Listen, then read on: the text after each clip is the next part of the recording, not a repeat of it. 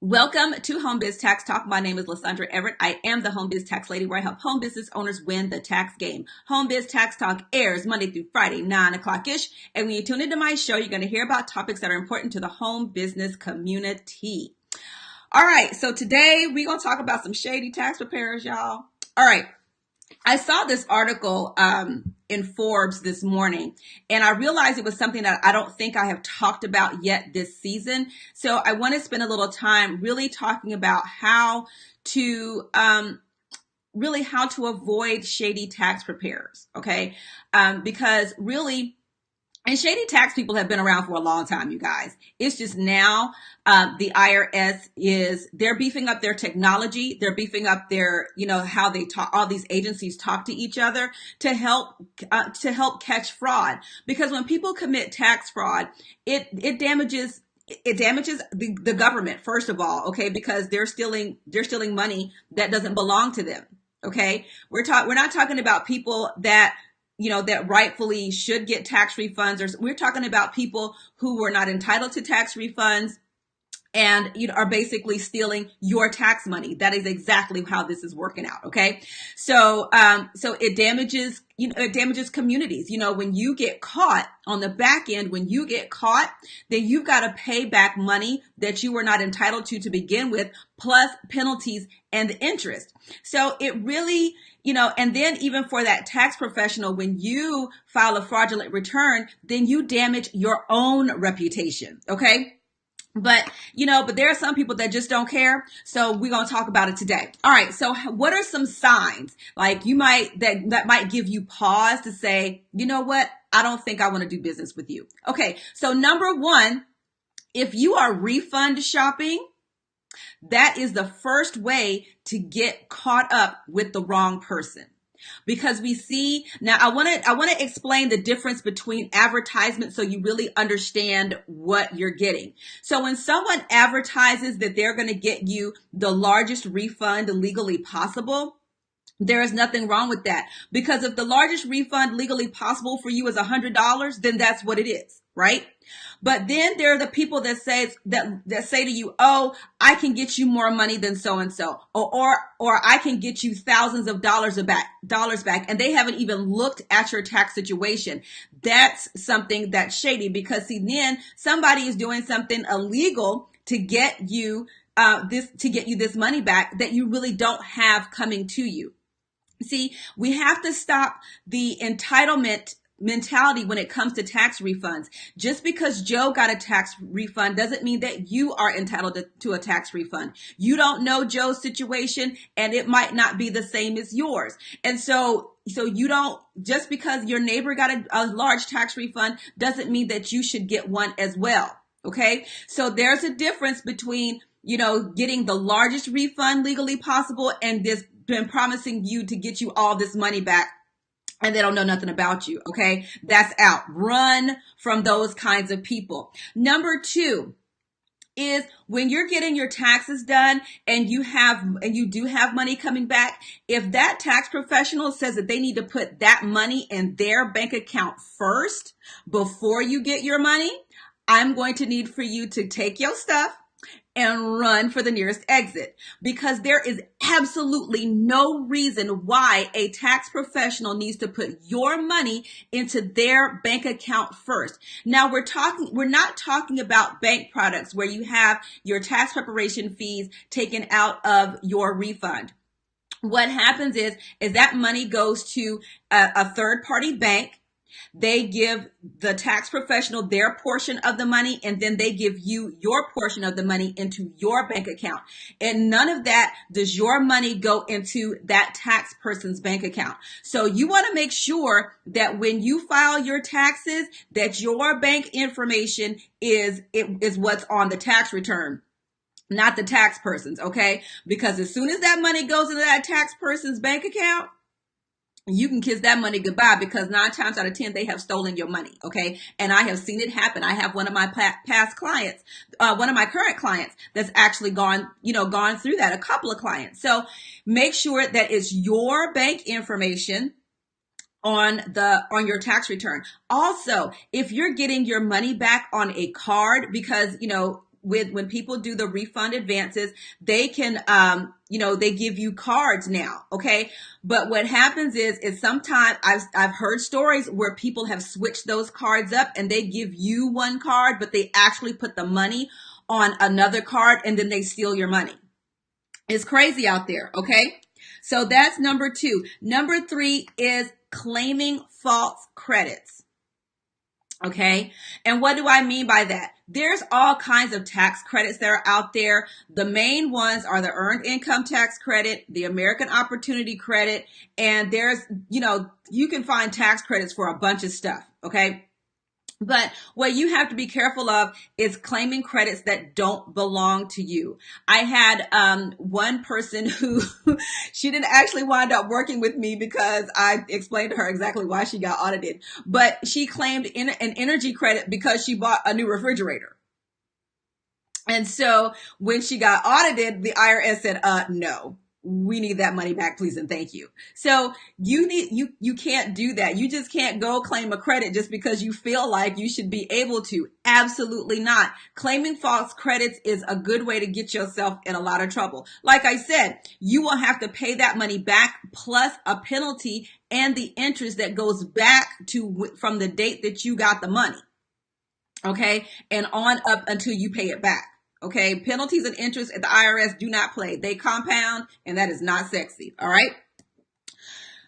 If your tax professional says that their fee is going to be a percentage of your refund, run.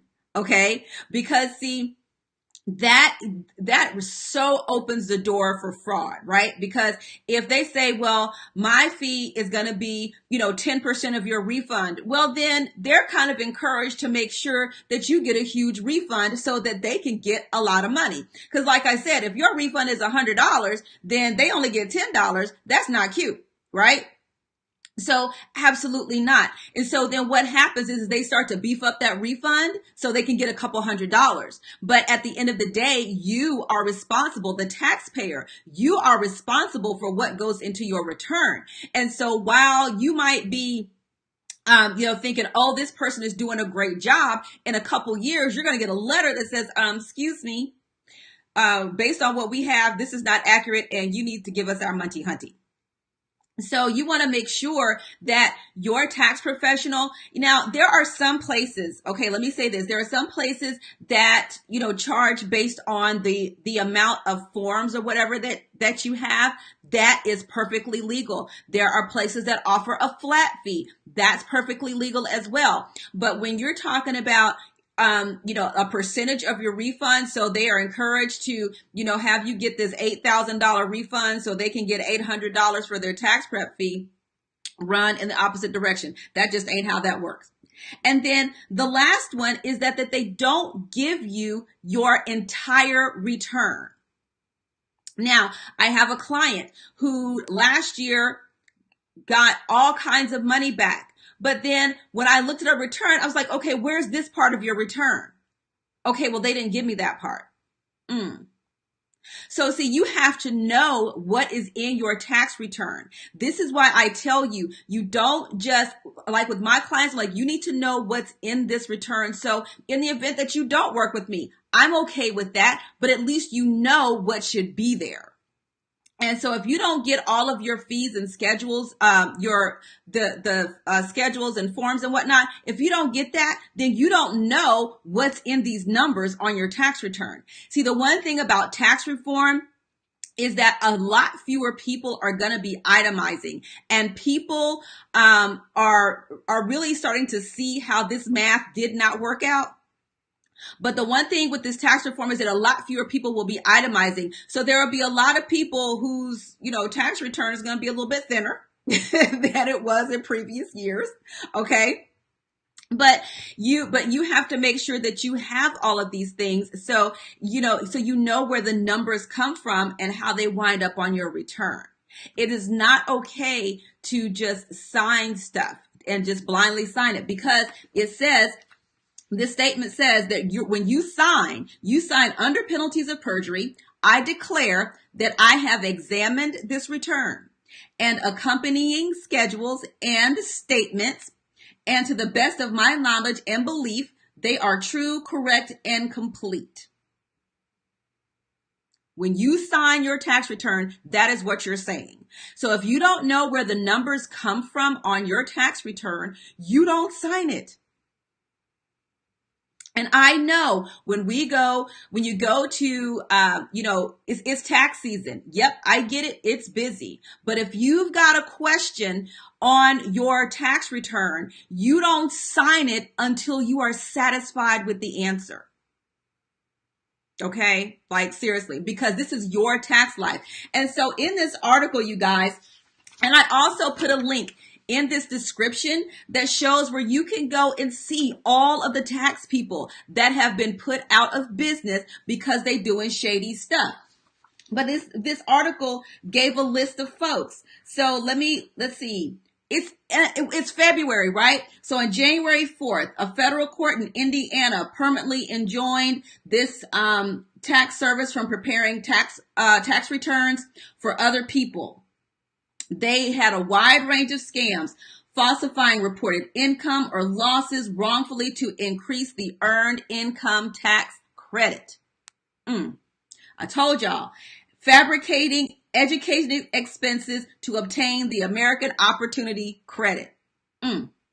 Okay. On January 7th, a federal court in Florida issued an injunction to stop a whole bunch of folks. They can't. Now, when people get barred from preparing tax returns, they are barred from preparing tax returns. They are barred from assisting people with preparing tax returns, meaning that if I get barred, I can't go get Sue from down the street and me tell her what to put in the tax return. We can't do that neither. Okay. If you get barred, you can't even help prepare returns. Okay. So just know that. A Minneapolis-based tax return preparer was sentenced to 121 months in prison. Ain't that 10 years, y'all? 12? Okay. All right. For managing and directing a fraudulent return tax preparation business, reporting false dependents, fake business income and losses, incorrect deductions and credits, filing false statuses to get inflated refunds. Okay. In November of 2018, a Las Vegas preparer was sentenced to 37 months in prison for aiding and assisting in the filing of false tax returns. What I just tell y'all, okay?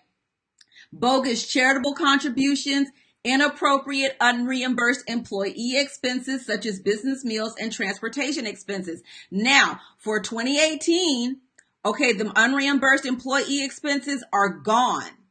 So not only are the fraudulent people, taken out the game, but people who actually could legally claim these expenses is just gone. And it's really hurt a lot of people.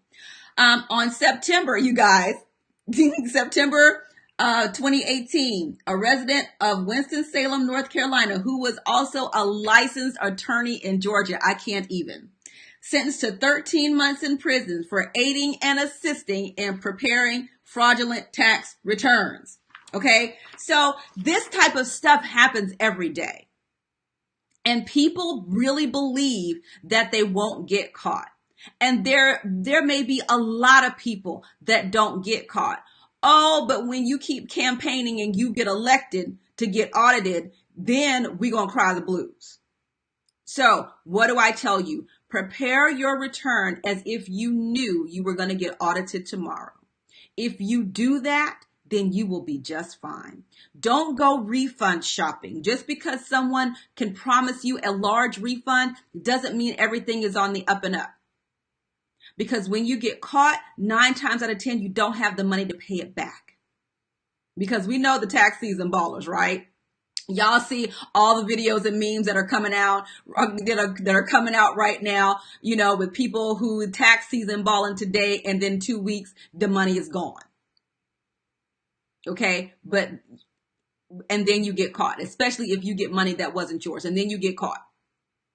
So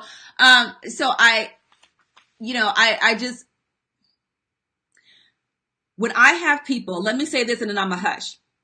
when I have people who come to me and say, I don't want to report all of this income because I can't pay these taxes, or, I don't want to come to you because, you doing everything on the straight and narrow. I even had one person ask me for advice, and then she said, I know what the law says, but tell me what you would tell your best client.